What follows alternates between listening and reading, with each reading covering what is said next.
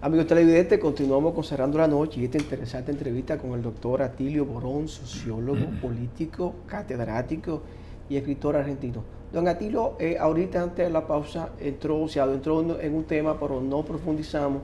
Don Atilio, me gustaría saber qué está pasando con los gobiernos de izquierda en América Latina, porque a veces queremos satanizarlos y decir que son unos fracasados. Han fracasado, no han llenado las expectativas. ¿Cuál es su definición en torno a este populismo mediático? Claro. Mire, a ver, tome un ejemplo fundamental en la historia de América Latina. El gobierno de Allende. ¿Fracasó Allende? No. El gobierno de Allende fue un éxito extraordinario. Por primera vez en la vida chilena, la gente de pueblo logró tener acceso a bienes fundamentales. Los niños tenían su acceso a medio litro de leche cada uno, el salario mínimo se mejoró, se mejoraron las leyes sociales, se hizo la reforma agraria, se nacionalizó el sistema bancario que permitió créditos para todos, ¿verdad? Se nacionalizaron grandes industrias cuyos empresarios habían huido y dejaron las fábricas botadas, abandonadas. Y ahí se nacionalizó el cobre. Allende en ese maravilloso discurso en Naciones Unidas diciendo el cobre es el sueldo de Chile. No puede el sueldo de Chile ser objeto de una negociación empresarial. Digo, esto es nuestros recursos naturales fundamentales. Entonces, si hubiera fracasado, ¿por qué le montaron el golpe de Estado? ¿Por qué la CIA organizó el golpe de Estado? ¿Por qué Nixon y Kissinger organizaron ese golpe de Estado? Y lo mismo puedo decir hoy en relación a Cuba. El fracaso de Cuba. Oye, pero si Cuba tiene tasas de mortalidad infantil menores que las de Estados Unidos, a pesar de 64 años de bloqueo. Y si Cuba fuera un fracaso, déjenla solita, porque se pudriría como una fruta en una mata y se caería por peso propio, ¿verdad? Si es un fracaso, déjale que llegue hasta el final y se derrumba. Lo mismo, ¿verdad? El gobierno Lula fracasó, no, justamente porque fue un éxito extraordinario, toda la derecha y el imperialismo se empeñan en acabar con esos gobiernos, ¿verdad? Fracasó Evo Morales en Bolivia. Evo Morales en 14 años cambió radicalmente la faz de Bolivia y la convirtió en un país moderno con acceso a la educación, a la salud, con transporte público fenomenal.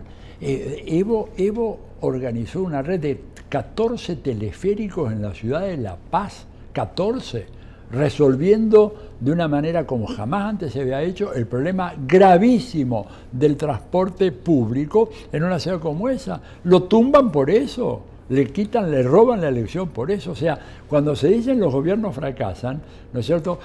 Entonces, si fracasaron, ¿para qué te molestas en intervenirlo, en hacer el impeachment y en voltearlos? Entonces, ¿cuál es el parámetro de medición de éxito de un gobierno según alguna lógica? Un gobierno tiene éxito cuando su economía crece y el producto del crecimiento se concentra en pocas manos, o tiene éxito cuando la economía crece y el producto del crecimiento impacta en los derechos de la gente. Mira, si la economía crece y se concentra en pocas manos, eso es un fracaso monumental. Esto además lo puedes demostrar.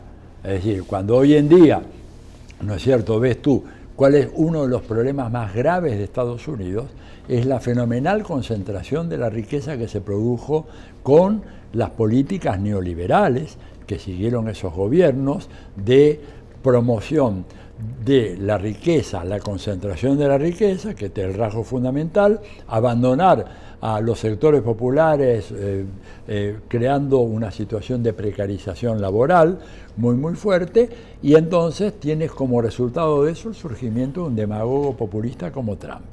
¿Cuándo tiene éxito un gobierno? Bueno, cuando eleva la calidad espiritual y material del conjunto de la población. Por eso, digamos, Cuando López Obrador en México dice, por el bienestar de todos, primero los pobres, está sintetizando con esa frase algo muy importante. Es decir, el éxito en economía no es que haya un 1% o el 5% súper ricos y el resto que se debata en la pobreza, en la destitución y en la opresión. El éxito es cuando todos pueden tener posibilidad de tener una vida mejor.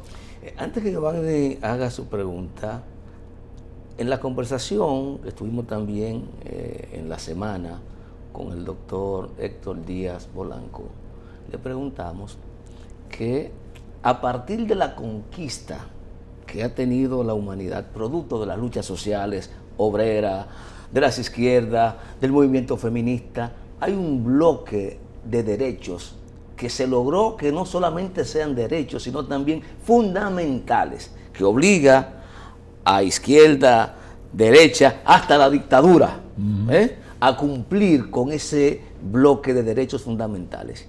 ¿Qué papel juega la ideología en ese sentido, doctor?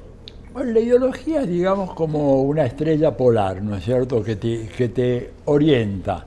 Pero luego tú tienes que, si quieres avanzar, tienes que tener algún medio de navegación aérea o marítima o terrestre para ir avanzando en esa dirección.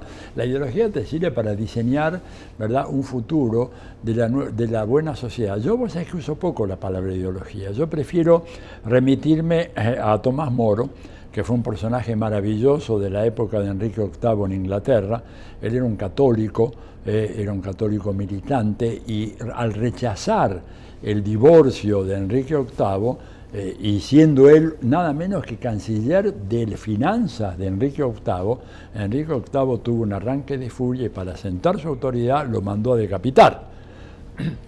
Moro, ¿verdad?, escribió una obra maravillosa que se llama Utopía, que yo me permito recomendárselas. Es un pequeño librito escrito con una ligereza y un sentido del humor maravilloso, en donde él diseña lo que es una buena sociedad. Entonces, yo más que hablar de ideología, hablo de la utopía, una buena sociedad. Y acá viene otro latinoamericano, un gran latinoamericano ilustre, Eduardo Galeano, cuando dijo, ¿para qué sirve la utopía? Dice, bueno, es como el horizonte, no sirve para caminar, sirve para allá, ¿no es cierto? Entonces me parece que eso, caminar, quiere decir hacer las políticas concretas que tenemos que hacer. Por ejemplo, recuperar las riquezas nacionales. Nosotros y este país no está exento de un peligro enorme, que las riquezas nacionales de República Dominicana y de la isla en su conjunto, de Haití y los países centroamericanos y México, sean saqueadas por Estados Unidos, porque lo vienen anunciando, y el que anuncia no traiciona. La señora generala del Comando Sur ha dicho, este es nuestro vecindario, tenemos mucha riqueza. Dijo, tenemos, incluyendo la riqueza de ustedes. Sí. La riqueza de los dominicanos ya no son de ustedes. Para ella, el oro que hay acá, la plata que hay acá, el petróleo, si lo hay, todo ya es de ellos. Es claro, esto está escrito, por eso que yo no admito que nadie diga, ay, nos toman por sorpresa. No, lee ahí, te lo están diciendo. Y lo mismo para el litio de la Argentina y el gas de Bolivia. Entonces, esto requiere que nosotros estemos muy conscientes de que vienen por nuestra riqueza. Don Atilio, usted habló ahorita en el bloque anterior de neoliberalismo, puso de ejemplo Estados Unidos, Alemania, Francia, donde ellos son celosos con sus productos nacionales. Sin embargo, hemos visto que en América Latina y el Caribe se han creado varios bloques regionales, bloques económicos. Entre ellos está el CARICORUM, está el Mercosur, entre otros bloques que se han creado. Estos bloques han surgido, han sido positivos para la economía y la robustez de estas naciones. Sí, claro. Toma el caso del CARICOM. ¿Por qué fue tan combatido por Estados Unidos el CARICOM?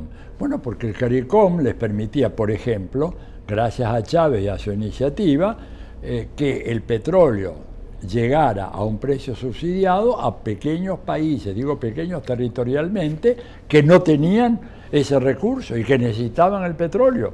Y Chávez, que era un hombre con una visión estratégica extraordinaria, se dio cuenta de la importancia. O sea, el CARICOM fue un éxito, por eso Estados Unidos lo combatió. El Mercosur fue un éxito también, pero ¿por qué lo combatieron? Bueno, porque no querían que hubiera una integración económica entre los países de Latinoamérica.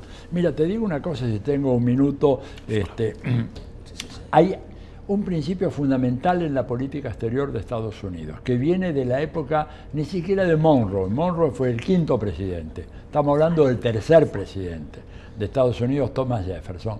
Jefferson dijo una frase extraordinaria que es que la siguiente: este país, dijo, y tomen nota ustedes que están mirando, este país para progresar necesita de un hemisferio. Lo dijo Thomas Jefferson, ¿no es cierto?, 3er presidente de los Estados Unidos, casi 20 años antes de la doctrina Monroe, América para los americanos. Entonces, evidentemente que hay una ofensiva para acabar con estos esquemas de integración, porque esos mecanismos nos hacen más fuertes. O sea, en la medida en que tengamos, por ejemplo, este país es parte del Tratado 5+1, ¿verdad?, de libre comercio. Y yo pregunto, ¿cuál ha sido el gran beneficio que el pueblo dominicano ha tenido de ese tratado? Por lo poco que yo sé, nada, ¿verdad? Cuando miro cuál ha sido el beneficio para Honduras, para Guatemala, para El Salvador, para el Triángulo Norte, ¿cuál ha sido el beneficio? Nada. Pero ha habido un puñado de grandes empresas de los Estados Unidos que han recogido beneficios extraordinarios. Entonces ya basta de especular con que nosotros, si nos unimos, hacemos algo malo. No, todo lo contrario, pero la unión tiene que ser entre iguales. La unión de los países de Centroamérica más República Dominicana con Estados Unidos, al único al que puede beneficiar es a Estados Unidos. Lo mismo, además, hablando de un país enorme como México. ¿Quién ha sido el gran beneficiario de más de 20 años de libre comercio entre Estados Unidos, Canadá y México? Estados Unidos. ¿Y quién ha sido el que más ha perdido, mi manera de ver? México, porque México sigue expulsando población por millones año tras año. ¿Por qué? Porque, a ver, y termino con esto, el maíz, planta originaria de Centroamérica y de México. Hoy en día ese maíz se importa a Estados Unidos en el marco del Tratado de Libre Comercio. Díganme ustedes si les parece razonable que el país del cual es originario el maíz tenga que ser hoy importador del maíz transgénico preparado por Estados Unidos. Hay un tema, Junior, que me preocupa mucho, y voy a aprovechar a don Atilio, un intelectual argentino, a ver si nos puede dar una manito y no ayuda. Usted habló ahorita de esa educación universal prácticamente que se está llevando a cabo en México, donde los niños pueden tener educación libre en las escuelas, claro, en el bachillerato y cualquier carrera universitaria. ¿Cómo evalúa usted ese proceso educativo en América Latina y el Caribe? ¿Podemos decir que hemos avanzado, seguimos siendo relegados de parte a los países grandes, poderosos? Estamos con problemas muy serios. Agrego primero lo siguiente, para no clavarnos puñales innecesariamente, porque parte de la estrategia de la derecha es convencernos de que somos unos inútiles, holgazanes, vagos, buenos para la fiesta, para el trago, y que no servimos para nada más. Hay un problema grave a nivel mundial con la educación. Cuando tú lo ves ese problema en Estados Unidos, un problema gravísimo, ¿te das cuenta? En muchos países europeos un problema muy, muy grave, ¿no es cierto? El descenso en la calidad de la formación educativa. Se nota eso, digamos, hay pilas de libros, y informes y de estudios. Entonces, claro, nuestros estudiantes también están sufriendo la misma consecuencia. ¿Con qué tiene que ver esto? Y tiene que ver con décadas de ajuste fiscal en donde la inversión educativa en nuestros países se ha venido cayendo. Es más, hemos tenido una derrota simbólica porque se habla de gasto educativo, como si eso fuera un gasto que uno se da, dice, voy una noche al casino y me gasto $2.000. No, es una inversión. La educación es una inversión en inteligencia. Entonces, yo creo que en ese sentido tenemos problemas y tenemos que recuperar la centralidad del Estado como gran financiador del proceso educativo, porque los privados no lo van a hacer. Los privados consideran a la educación fundamentalmente como un negocio, como la salud, ¿no es cierto? Entonces, ¿qué se requiere ahí? Que haya una concepción diferente en donde la salud y la educación, lejos de ser objetos de especulación mercantil, sean derechos, son derechos que deben ser respetados y promovidos. Esta segunda oportunidad que le está dando América Latina a los movimientos de izquierda, que ahora decimos que son de izquierda, progresista, democrático, yo no sé si hay mucha diferencia y quizá este no sea el programa para adentrarnos a eso. Pero ¿cómo aprovechar esta segunda oportunidad? Hay blancos que han sido o excusas que han sido muy bien dadas y muy bien aprovechadas para construir razones por los enemigos. El tema corrupción, ¿qué papel ha jugado en los gobiernos de corte progresista, doctor? Bueno, yo creo que el tema corrupción es un tema muy grave y me atrevería a decir que es un tema que atraviesa todo el arco político, ¿verdad? Uno de los países más corruptos de Europa, ¿verdad?, era Ucrania. Si ustedes miran las opiniones que había en los principales diarios europeos sobre el señor Zelensky, el año 2021, o sea, antes de la guerra, las cosas que decían era, pero terrible: corrupto, mafioso, organizador de una estafa a gran escala. Bastó que viniera la operación aquella famosa de Putin, la invasión, como le llaman algunos, o la operación especial, para que de golpe aquel personaje del bajo fondo, ¿no es cierto?, que representaba lo peor de la corrupción, apareciera ahora con un moderno Rambo democrático, con ropas de Rambo permanentemente desfilando, ¿verdad?, por todos los medios de comunicación. ¿Qué quiere decir esto? Que había corrupción, una corrupción rampante en Italia. En Italia lo que ha sido, en el Vaticano, el pobre Papa Francisco ha tenido que fajarse para sacar a la drangheta, a la mafia calabresa del Banco del Vaticano. En Estados Unidos, bueno, la corrupción es gigantesca, y subrayo, gigantesca. ¿Por qué? Porque está avalada por una decisión de la Corte Suprema de los Estados Unidos, que dice que cualquier empresa puede hacer cualquier aporte en número ilimitado a la campaña política de cualquier candidato a cargo público en los Estados Unidos. Oye, eso es corrupción, pero en gran escala. ¿Por qué? Porque una de las premisas de la democracia es la igualdad de la ciudadanía. Ahora, si tú tienes un señor que no es muy igual y que dispone de 10 millones de dólares, o de 50, o de 100, para darle a este candidato que va a favorecer una ley de liberación de la venta de armas, sobre todo en la frontera entre México y Estados Unidos, y ese señor se va a hinchar de dinero vendiendo armas en la frontera para abastecer a los narcos mexicanos que están combinados con los narcos norteamericanos y con los jueces norteamericanos y con los fiscales y alguaciles que cuidan la frontera, porque acá se habla de corrupción en México. Oye, pero para que tú puedas mandar de México a Estados Unidos por valor de 300, 400 mil millones de dólares de droga, tiene que haber algún malo, algún delincuente instalado en el aparato policial, migratorio, aduanero, fiscal, judicial de los Estados Unidos. Si no, no se entiende. Pero parte del discurso del progresismo, sí, de la izquierda, es enfrentar la corrupción, claro, no apoyarla. Claro, pero ¿sabes? Nosotros, por ejemplo, queremos enfrentar la corrupción, queremos averiguar quiénes fueron los que se aprovecharon con los negocios de Odebrecht. ¿Qué pasa con eso? El Departamento de Justicia de Estados Unidos no les da los datos al gobierno brasileño de Lula para saber quiénes fueron los cabrones que se aprovecharon de esto. Oye, entonces nos piden que combatamos la corrupción, ellos saben quiénes fueron los corruptos, los protegen y no nos dan los datos. Entonces, la lucha contra la corrupción es absolutamente esencial. Los gobiernos de izquierda tienen que ser ejemplos absolutos. Ahora, estás luchando contra un sistema. El capitalismo es un sistema esencialmente corrupto.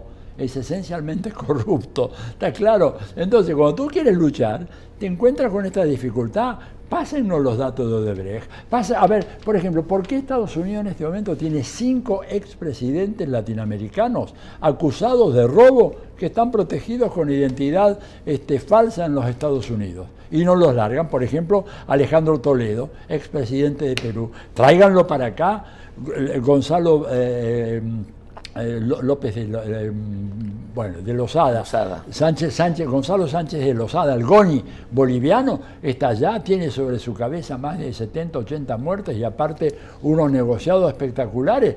Evo Morales se pasó 14 años diciéndole, mándenlo para que con la justicia boliviana pongamos este señor en regla, a ver si es inocente o si es culpable. No te lo mandan, lo protegen. Bueno, doctor Atilio Borón, todo lo que inicia tiene que terminar. Claro. Y como decíamos hace unos días, esperamos que esto sea un punto y seguido, aunque no sea en este momento. No sé, Giovanni, no, si la verdad agradecido con don Atilio y esta semana hemos pasado balance a América Latina y el Caribe. La verdad, hemos sido escenario aquí de dos exponentes internacionales y eso de verdad que nos halaga mucho, nos halaga mucho. Y nosotros muy felices y reiteramos nuestra esperanza en el pueblo dominicano que ha dado muestras de heroísmo tantas veces y de fe y de fuerza y de fortaleza y que va a saber superar los malos momentos que le plantea la historia. Gracias al doctor Atilio Borón por habernos acompañado. Como siempre, las puertas de Cerrando la Noche están abiertas. A ustedes, gracias por habernos permitido llegar a sus hogares. Mañana nos reencontramos, don Giovanni Almonte y quien les habla, Junior Espinosa, en una nueva entrega de su espacio Cerrando la Noche.